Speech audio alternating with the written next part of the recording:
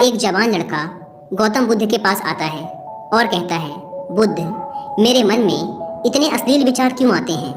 मेरे मन में अक्सर काम वासना के विचार चलते रहते हैं, जिनके बारे में सोच सोच कर मैं अपना बहुत सा समय और ऊर्जा बर्बाद कर देता हूँ, जिनकी वजह से मैं शांत नहीं रह पाता और हमेशा ही विपरीत लिंग के प्रति आकर्षण महसूस करता हूँ। बुद्ध ने मुस्कुराते हुए कहा, क्या तुम्हें पता है कि काम वासना होती क्या है?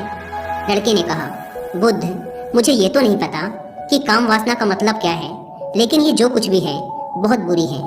बुद्ध ने कहा, सबसे पहले तो तुम ये समझो कि प्राकृतिक रूप से जो भी हमारे अंदर है वो बुरा नहीं है। हमारे जीवन में उसकी कुछ न कुछ ज़रूरतें हैं। वासना एक प्रकार की भावना है जो हमें किसी न किसी चीज़ की कमी का एहसास दिलवाती है। फिर हम उस कमी की पूर्ति के लिए उस चीज़ की तरफ आकर्षित होना शुरू कर देते हैं। जैसे अगर किसी के पास धन की कमी है तो उसके अंदर धन के प्रति आकर्षण यानी धन की वासना उत्पन्न हो जाएगी। तो वासना कुछ और नहीं बल्कि एक प्रकार की कमी, एक प्रकार की जरूरत का एहसास है। और जब ये जरूरत शारीरिक हो तो हम इसे काम वासना कह देते हैं। लड़के ने कहा, बुद्ध, ये तो समझ में आ गया कि काम वासना का मतलब क्या है, लेकिन ये हमारे अंदर आती कहाँ से है? ये उत्पन्न कैसे होती है? बुद्ध ने कहा, काम वासना कहीं से आती नहीं बल्कि ये प्राकृतिक रूप से हमारे अंदर ही मौजूद है और इसका होना जरूरी भी है, क्योंकि यही मानव जाति के विस्तार का आधार है। लड़के ने कहा, बुद्ध, जब काम वासना प्राकृतिक रूप से हमारे अंदर मौजूद है तब फिर लोग काम वासना को गलत क्यों बोलते हैं? बुद्ध ने कहा, यह एक बहुत बड़ी समस्या है कि लोगों ने काम वासना को गलत नजरिए से देखना शुरू कर दिया है, इसे दबाने की कोशिश करना शुरू कर दिया है। काम वासना का होना गलत नहीं है बल्कि काम वासना का बेलगाम होना गलत है। केवल उसी के बारे में हमेशा सोचना, केवल उसी के लिए जीना, केवल उसी को अपने जीवन का लक्ष्य बना लेना गलत है। बुद्ध ने उस लड़के से पूछा, तुम्हें क्या लगता है, क्या जानवरों में भी काम वासना होती है? लड़के ने कहा, हाँ बुद्ध, जरूर होती है, क्योंकि आखिर जानवरों को भी तो अपनी पीढ़ी आगे बढ़ानी है। बुद्ध ने कहा, फिर हम जानवरों की काम वासना को गलत क्यों नहीं कहते? लड़के ने कहा, पता नहीं बुद्ध, आप ही बताएं। बुद्ध ने कहा, क्योंकि जानवर अपनी काम वासना का उपयोग सिर्फ संतति उत्पन्न करने के लिए करते हैं, उसे खुशी प्राप्त करने के लिए नहीं और ना ही सुख भोगने के इरादे से। क्योंकि जानवरों को प्रकृति ने इतनी सोचने समझने की क्षमता नहीं दी कि वो अपनी काम वासना को अपने क्षणिक सुख का आधार बना सके, जबकि हम इंसान अपनी सोचने समझने की क्षमता का उपयोग करके प्रकृति में पाई जाने वाली हर चीज का अपने सुख और आनंद के लिए उपयोग करने का प्रयास करते हैं। हम इंसानों ने काम वासना के साथ भी यही किया है, इसे अपने आनंद और भोग का आधार बना लिया है। जिस भावना को प्रकृति ने मानव जाति का अस्तित्व बनाए रखने के लिए हमारे अंदर डाला था, उसे हमने जीवन का सर्वोपरि लक्ष्य बना रखा है और इंसानी काम वासना का ये बेलगाम होना ही उसके गलत होने का कारण है। लड़के ने कहा, बुद्ध, लेकिन ये काम वासना हावी होती क्यों है? इसके बेलगाम होने का कारण क्या है? बुद्ध ने कहा, काम वासना के बेलगाम होने के 4 बड़े कारण हैं, जिसमें से पहला कारण है जीवन में किसी बड़े उद्देश्य का ना होना। बुद्ध ने उस लड़के से पूछा, क्या जब तुम किसी काम में व्यस्त होते हो तब भी तुम्हारे दिमाग में अश्लील विचार आते हैं? लड़के ने कहा, नहीं बुद्ध, जब मैं व्यस्त होता हूँ तो मेरे दिमाग में अश्लील विचार नहीं आते। बुद्ध ने कहा, हमारा दिमाग एक बार में सिर्फ एक चीज के बारे में ही सोच सकता है, इसलिए जब हमारे दिमाग में कोई दूसरे विचार चल रहे होंगे तो अश्लील विचार आ ही नहीं सकते। अगर हमारे जीवन में कोई बड़ा और स्पष्ट लक्ष्य है और अगर हम उस लक्ष्य के प्रति पूरी तरीके से समर्पित हैं तो हमारे पास कभी इतना समय ही नहीं होगा कि ये फालतू विचार हमारे मन में घर कर सके।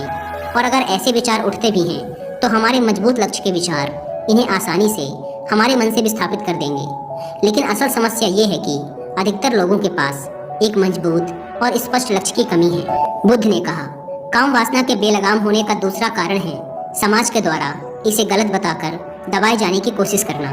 लोगों के एक बड़े तबके ने कामुकता को हमेशा ही सबकी नज़र से देखा है और इसका सबसे बड़ा कारण है कि हमने अपने यौन अंगों को शरीर के बाकी अंगों की तरह स्वीकार नहीं किया, जबकि हमारे यौन अंग भी हमारे बाकी अंगों जैसे हाथ, पैर, मुंह आदि के समान ही बस एक अंग है जो अपना काम करते हैं, जिसके लिए प्रकृति ने उन्हें बनाया है। लेकिन हमने इन प्रजनन अंगों को कुछ ज़्यादा ही रहस्यमय बना दिया है और जब कोई चीज़ रहस्यमय बन जाती है तो उसके प्रति लोगों की एक अलग ही रुचि जागृत हो जाती है, जिसकी वजह से लोग जाने अनजाने में काम वासना के प्रति आकर्षण महसूस करते हैं। बुद्ध ने आगे कहा, जब किसी विचार को दबाने का, उसका दमन करने का प्रयास किया जाता है, तब वह विचार और मजबूती के साथ उभर कर आता है। और यही काम वासना के विचारों के साथ भी किया जा रहा है। बुद्ध ने कहा, अगर मैं तुमसे कहूँ कि आम के बारे में मत सोचना, तो तुम्हारे मन में पहला चित्र किस चीज का आया? लड़के ने कहा, बुद्ध, मेरे मन में पहला चित्र आम का ही आया। बुद्ध ने कहा, इसी प्रकार जब हम अश्लील विचारों को जबरदस्ती रोकने का प्रयास करते हैं, तो वो और मजबूती के साथ हमारे अंदर उठते हैं। इसलिए कभी भी विचारों को दबाने की कोशिश ना करें। लड़के ने कहा, हाँ बुद्ध, ये तो मैंने भी महसूस किया है। बुद्ध ने कहा, इंसानों में कामुकता के हावी होने का तीसरा कारण है हमारा अपने विचारों के प्रति जागरूक ना होना। हमारे मन में कैसे विचार चल रहे हैं, हम इस पर कभी ध्यान ही नहीं देते। हमारे मन में उठने वाले विचारों के बारे में एक अनोखी बात यह है कि जब हम किसी एक चीज के बारे में विचार करते हैं, तो हमारा मन उसी से संबंधित और भी विचार हमारे सामने रखना शुरू कर देता है। और फिर ऐसे ही हमारे मन में विचारों की एक श्रृंखला बन जाती है, जिस पर हम उलझ कर रह जाते हैं। ठीक ऐसा ही होता है अश्लील विचारों के साथ। हमने एक बार किसी को देखकर अपने मन में एक अश्लील विचार पैदा किया, फिर हमारा मन अपने आप ही इन विचारों की श्रृंखला बना देता है, जिनके बारे में सोच सोच कर हम अपनी बहुत सी ऊर्जा और समय बर्बाद कर देते हैं। इसलिए पूरी जागरूकता के साथ अपने अंदर उठने वाले विचारों पर ध्यान देना जरूरी है। बुद्ध ने कहा, अश्लील विचारों के हावी होने का चौथा कारण है बुरी सोच और अश्लील विचारों वाले लोगों की संगति करना। कई बार ऐसा होता है कि कामुकता हमारे अंदर नहीं होती, लेकिन कुछ अश्लील लोगों के साथ रहने की वजह से ये हमारे अंदर हावी हो जाती है। लड़के ने कहा, हाँ बुद्ध, ये बात तो मैंने खुद महसूस की है।